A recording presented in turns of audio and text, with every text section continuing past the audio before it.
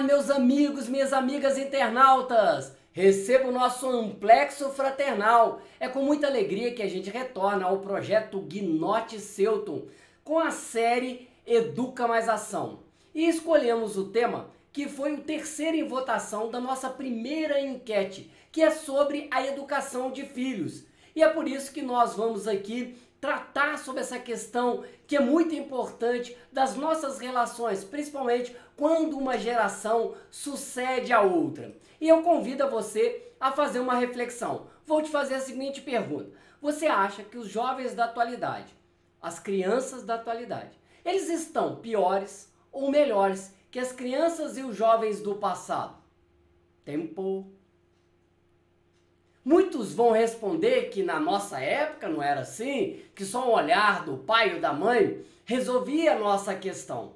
Só que será que isso é verdade? Será que os conflitos entre as gerações já existiam antes? É interessante, pois, falando sobre esse conflito de gerações, o Dr. Ronald Gibson, um médico inglês, ele estava diante da sua plateia e fez a citação de algumas frases e observou a reação da sua plateia. Diz ele na primeira frase: nossa juventude adora o luxo, é mal educada, caçoa da autoridade e não tem o menor respeito pelos mais velhos. Nossos filhos hoje são verdadeiros tiranos. Eles não se levantam quando uma pessoa idosa entra, responde a seus pais e são simplesmente maus. Quando ele terminou essa frase, ele observava no semblante as pessoas balançando a cabeça. Realmente, essa juventude não presta. Então ele foi para a sua segunda frase: não tenho mais nenhuma esperança no futuro do nosso país se a juventude de hoje tomar o poder amanhã. Porque essa juventude é insuportável, desenfreada, simplesmente horrível. E muitos concordaram com a frase dita, apresentada pelo Dr. Gibson.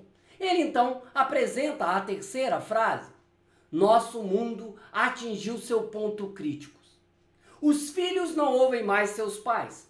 O fim do mundo não pode estar muito longe. Quando ele terminou a terceira frase, via a concordância no olhar e com a cabeça, com o gesto daquelas pessoas que lhe ouviam. Ele então foi para a quarta e última frase: essa juventude está estragada até o fundo do coração. Os jovens são malfeitores, preguiçosos. Eles jamais serão como a juventude de antigamente. A juventude de hoje não será capaz de manter a nossa cultura.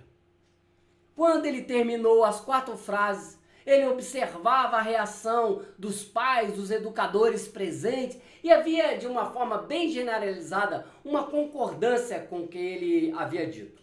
Só que todos acreditavam que ele estava falando da juventude atual.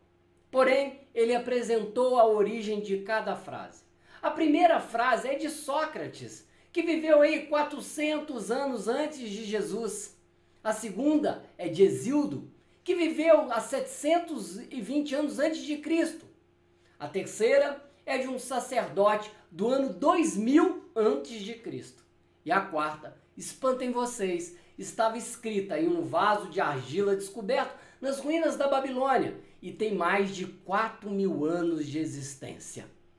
Para percebermos o quanto nossas gerações têm brigado ao longo dos séculos. Sempre que uma geração sucede a outra, há conflitos e é sempre a geração atual se sente incomodada pelo comportamento, pela conduta da geração anterior. Porém, nos compete educar, trazer valores, ideias, fomentar com que nossas crianças e jovens levem para frente os melhores valores que nós já adquirimos com a experiência. Por isso, a nossa tarefa é de ensinar o livre-arbítrio. A nossa tarefa é de dar às nossas crianças autonomia e disciplina. Com qual objetivo? Que elas possam fazer escolhas por si só, com uma disciplina consciente, sem vigilância, sem guarda, em que ele saiba que todas as atitudes tomadas terá uma consequência. E nisso compete o livre-arbítrio. À medida em que o indivíduo aprende a escolher, ele sabe que todas as escolhas terá uma consequência para a sua vida. Respeitamos então o espaço de decisão de cada indivíduo, mas esse espaço será respeitado de acordo com a sua consciência adquirida. Vamos tomar aí, por exemplo, uma criança doente, uma criança que está necessitando de tomar um antibiótico numa veia, que precisa tomar um antitérmico intramuscular, e a criança, ao ser questionada, vai dizer que não quer tomar injeção. Ela não tem o direito, ela não terá condições de tomar aquela decisão. Então nós, os pais, os educadores, vamos impor àquela criança aquela situação da dor causada pela injeção. Então nós vamos respeitar o espaço de acordo com a maturidade da nossa criança, dos nossos filhos. Um monge se faz com hábito, já diz o adágio popular. É interessante que quando nós falamos isso, nós damos à criança aquela repetição. Então é preciso que a criança aprenda a dizer, com licença, por favor, muito obrigado, bom dia, boa tarde, boa noite, me desculpe.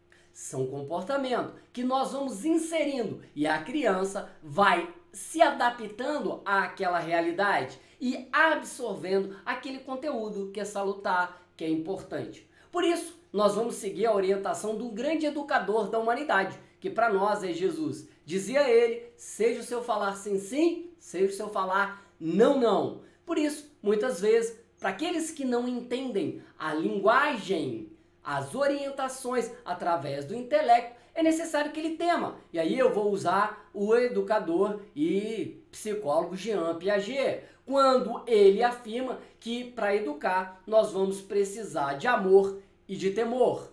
Com o amor nós vamos conduzir e com o temor, o medo, nós vamos limitar determinados comportamentos.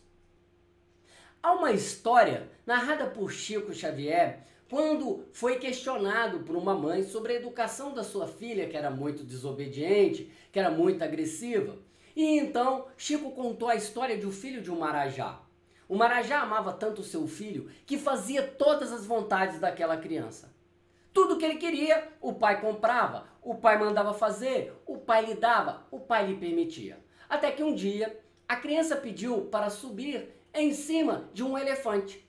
E notemos bem, acredito que na Índia a gente tenha aquela visão das cabines que eles colocavam em cima do elefante. Acredito que a criança subiu ali e não mais queria descer. Suas refeições deveriam ser servidas ali. Seu banho deveria ser dado ali. Tudo o que ele queria era permanecer em cima do elefante. Por mais que o pai tentasse dissuadi-lo, o garoto não saía de cima do elefante. É lógico que o desespero tomou conta daquela família. E então o marajá propôs a várias pessoas que auxiliasse ao seu filho descer, mas ele não ouvia ninguém. Até que um dia, passando na região, um sábio muito conhecido foi convidado então pelo marajá e perguntou a ele, o marajá perguntou ao sábio, o que o senhor precisa para fazer com que o meu filho desça do elefante? E o sábio disse ao marajá, apenas uma escada. Uma escada? Sim, traga-lhe a escada. Trouxeram a escada, o sábio subiu, falou meia dúzia de palavras no ouvido da criança e desceu, e logo em seguida a criança desceu atrás. Espantado com as palavras mágicas do sábio, o marajá então lhe questionou, como o senhor conseguiu que ele descesse de cima do elefante? Que palavras mágicas o senhor falou-lhe aos ouvidos? E então o sábio lhe disse, nada demais, apenas lhe disse que se ele não descesse, imediatamente ele iria tomar uma bela surra de vara de marmelo. Às vezes, quando a razão nos escapa, a punição terá o seu lugar.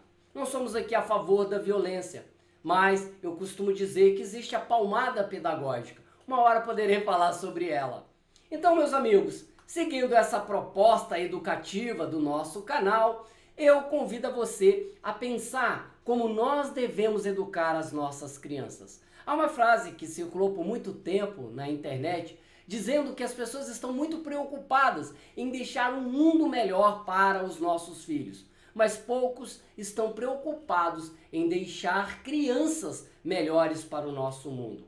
É preciso desenvolver o espaço da disciplina, é preciso desenvolver o espaço da consciência, da autonomia, para que, conscientes, possamos tomar boas decisões, seja no âmbito familiar, seja nas nossas relações interpessoais, seja no nosso convívio com o mundo, com o ambiente em que a gente vive.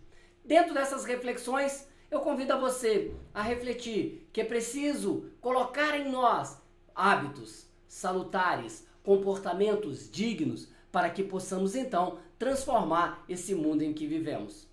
Então, se você gostou do nosso conteúdo, siga-nos no Instagram, @xnelson10, ou entre aqui no nosso canal, se inscreva, marque aí o sininho para receber as notificações dos novos vídeos, comente, compartilhe, que é uma forma que o nosso conteúdo possa chegar a outras pessoas. E a boa notícia de hoje, e eu tenho reforçado, lançaremos no mês que vem o nosso novo canal, Gnote Selton, com uma proposta filosófica, uma proposta pedagógica, uma proposta de espiritualização, na verdade, conteúdos que nos ajudem a refletir, a enfrentar o cotidiano e ter uma vida potencialmente mais feliz. Então, conto com você, aquele amplexo fraternal.